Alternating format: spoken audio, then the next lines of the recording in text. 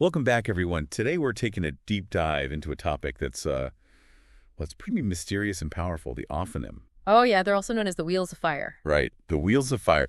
We've got some fascinating excerpts here from a text called The Story of the Ophanim, The Wheels of the Divine. And we're going to try to unpack their origins, like where they come from and... Their appearance. Yes, exactly. Their purpose. Even their potential role in the universe today. Exactly. It's a lot to cover. It is a journey that takes us straight to the heart of ancient cosmology, I think. Okay, so let's jump right in. The text mentions the Ophanim appear in the book of Ezekiel. Right.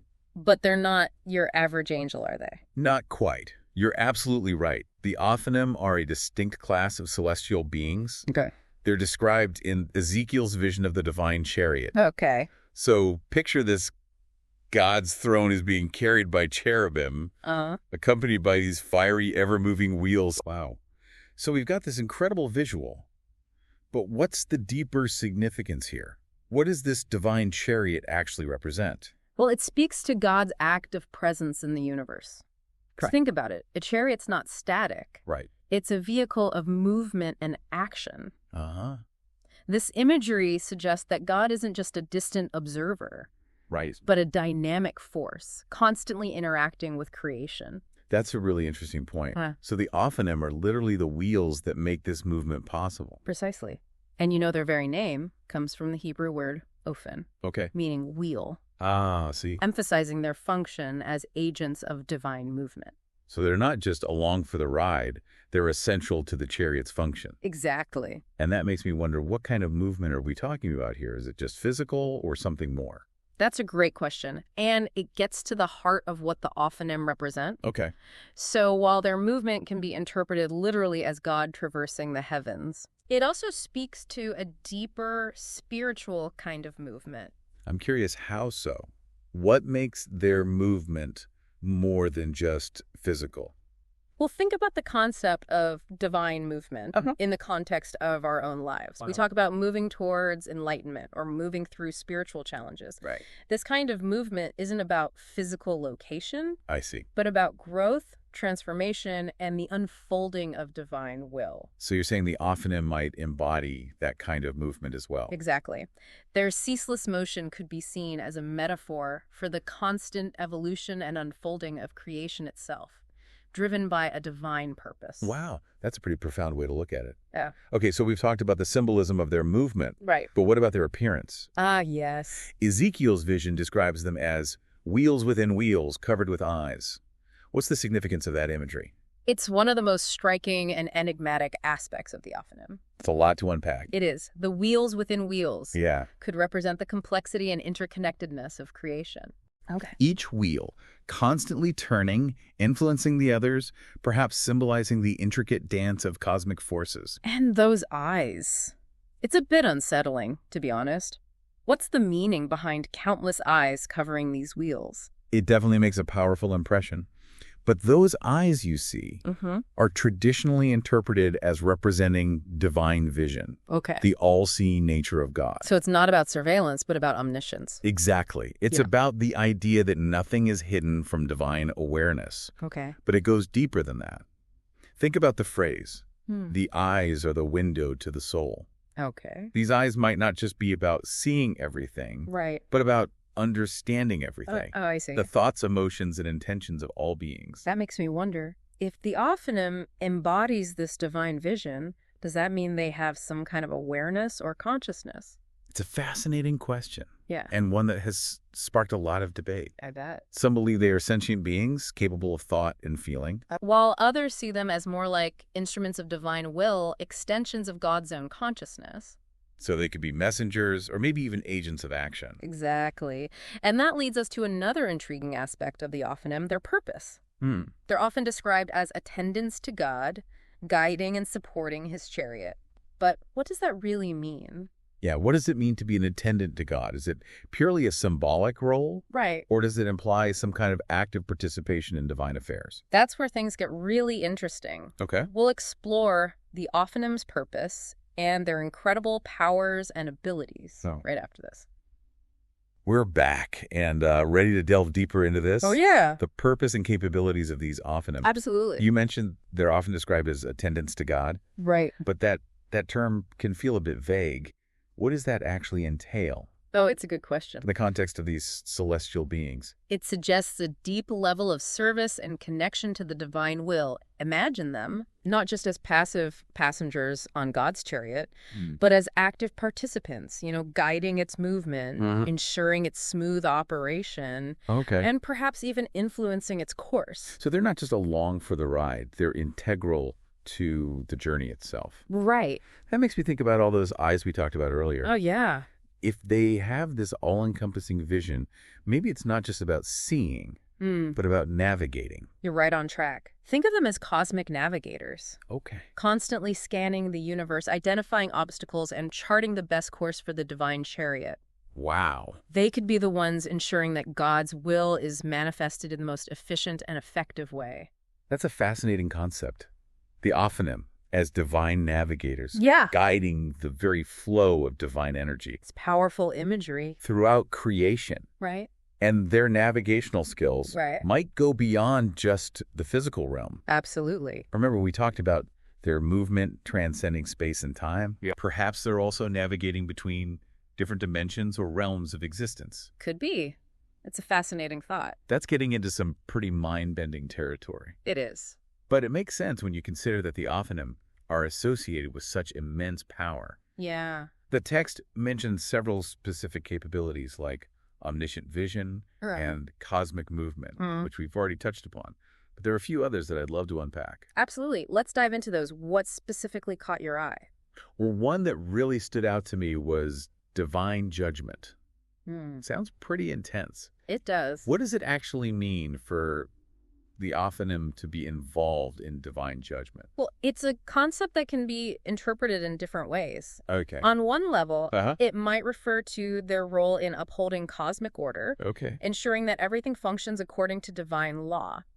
Think of them as guardians of balance, intervening when things go astray, restoring harmony to the universe. So like cosmic referees, making sure everyone plays by the rules. In a way, yes. But it could also involve a more direct form of intervention. Some interpretations suggest the Ophanim might be involved in carrying out punishments for those who defy divine law. That sounds pretty serious.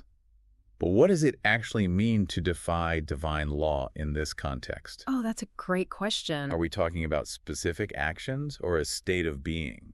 That's a complex question. Yeah. That theologians and philosophers have debated for centuries. Oh, wow. It could involve actions that disrupt cosmic harmony, like acts of great violence or injustice. Okay. Or it could be about a more fundamental misalignment with divine will. Okay. A turning away from the path of spiritual growth and evolution. So divine judgment might not be about punishment in the traditional sense, but more about restoring balance. Exactly. Correcting course and ultimately guiding us back towards alignment with a higher purpose. Exactly. It's about ensuring that the universe and all beings within it continue to evolve according to the divine plan. That makes a lot of sense. It's less about retribution and more about cosmic course correction. Precisely. And the Ophanim, with their profound understanding of divine will and their capacity for powerful action, might be the perfect instruments for carrying out this delicate but essential task. This brings up another capability mentioned in the text, control of the elements. Yeah. Specifically, it mentions an association with fire. Right. What's the significance of that connection? Well, fire is a powerful symbol across many spiritual traditions. Right. It's associated with purification, transformation, and even destruction. Okay. In the context of the Ophanim, it could represent their ability to wield tremendous energy to reshape reality according to divine will. So they could be literally controlling fire. Potentially. Or it could be a more symbolic representation of their power to bring about change and transformation. Both interpretations are possible. Imagine them harnessing the energy of fire to purify corrupt elements, to burn away obstacles to spiritual progress, or even to forge new pathways for the divine chariot to travel. It's a pretty intense image. It is. But it speaks to the sheer scale of their potential influence. Absolutely. And it reminds us that the Ophanim aren't just passive observers, they're dynamic forces, actively participating in the ongoing creation and evolution of the universe. Right. Their connection to fire suggests a capacity for both creation and destruction, highlighting their role in maintaining balance and driving change. Okay, and finally, there's the capability described as guardians of divine order. Yeah. We've talked about their role in upholding cosmic balance, Okay. but this seems to go even deeper. Right. What does it mean to be a guardian of divine order on a cosmic scale? It speaks to their profound connection to the very fabric of reality. They're not just upholding laws. Right. They're upholding the principles that govern existence itself. Think of them as the architects of cosmic harmony, ensuring that everything from the smallest particles to the largest galaxies operate in accordance with a higher plan. So they're not just keeping things running smoothly. Right. They're ensuring that the universe itself continues to evolve in a way that aligns with divine will. Yeah. It's like they're the caretakers of creation itself. Exactly. And that speaks to their immense power and influence. Yeah. They're not just powerful beings, they're essential to the very functioning of the universe. Wow, that's a lot to process. So we've got these incredible beings, the Ophanim, who embody divine vision, navigate the cosmos, uphold divine law, wield elemental forces, and even safeguard the very order of creation. Right. It's clear they hold a unique and powerful position within the celestial hierarchy. And their influence isn't limited to ancient times or biblical accounts. Oh, really? The Ophanim continue to be relevant today, offering powerful lessons for modern spiritual seekers. We'll explore their enduring legacy and what we can learn from them right after this. We're back, and I'm still trying to process everything we've learned about these Ophanims. Yeah, they're pretty amazing. It's amazing to think that these ancient beings are still relevant to us today. I think so. What are some ways their legacy resonates with modern spiritual seekers? Well, for one, they remind us that there's a deeper order to the universe, a divine plan that's constantly unfolding, even when things feel chaotic or uncertain. Yeah.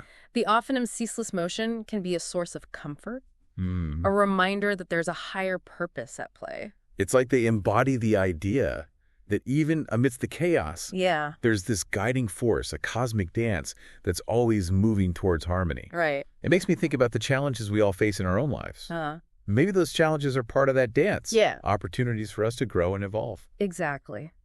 The Ophanim's role in divine judgment can be seen as a metaphor for the challenges we encounter on our spiritual journeys. These challenges aren't punishments, but rather opportunities for purification, transformation, and ultimately alignment with our higher selves. That's a powerful reframing. It is. It takes the focus off blame and punishment and puts it on growth and evolution. Right. What else can we learn from these celestial beings? Their connection to fire is particularly relevant for modern times. How so? Well, we live in a world that's constantly changing, Yeah. often in ways that feel disruptive or even destructive. Right. But the Ophanim's association with fire reminds us that destruction can also be a catalyst for creation. That transformation often requires us to let go of old patterns and embrace the new. So instead of fearing change, we can see it as an opportunity for renewal. Exactly. For forging a new path that's more aligned with our truest selves. It's almost like the Ophanim are inviting us to become co-creators with the divine. Right. To actively participate in shaping our reality. Precisely. They embody the idea that we're not passive bystanders in the cosmic dance, but active participants with the power to influence its course. Their all-encompassing vision reminds us to be mindful of the interconnectedness of all things. To recognize that our thoughts, words, and actions have ripple effects that extend far beyond ourselves. It's a humbling but empowering thought. It is. We have responsibility to act in ways that promote harmony and balance, to become agents of positive change in the world. Absolutely. And the Ophanim can serve as guides and inspirations on that journey by studying their symbolism, meditating on their qualities, and reflecting on their role in the universe.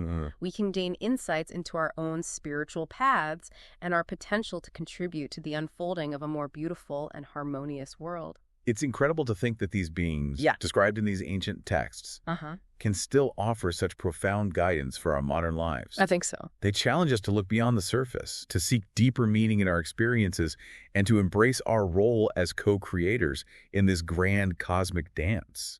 And perhaps as we deepen our understanding of the Ophanim, we might even catch a glimpse of their fiery wheels in motion, guiding us towards a brighter future. Well, thank you for joining us on this deep dive into the world of the Ophanim. It's been my pleasure. We hope you found it as enlightening as we have. Until next time, keep exploring, keep questioning, and keep looking up at the stars.